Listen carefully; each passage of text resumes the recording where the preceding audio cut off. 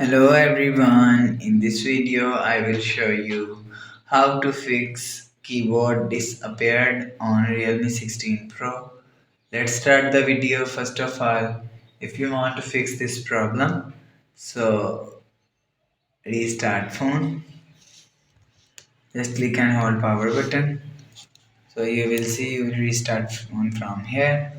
After restart phone you will see a problem is solved, but if it not solved, click on settings app. Now in setting, scroll down and click on apps. After click on apps, click on app management.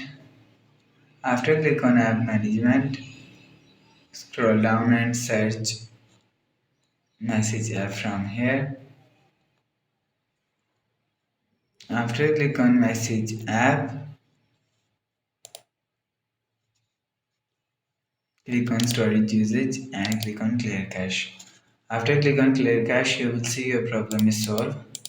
After the process, go back to home screen. You will check your problem is solved, but if it's still not solved, again click on settings app, scroll down to and click on system and update. After click on system and update, click on reset all settings, click on backup and click on reset phone. After click on reset phone, click on reset all setting, enter your phone pin.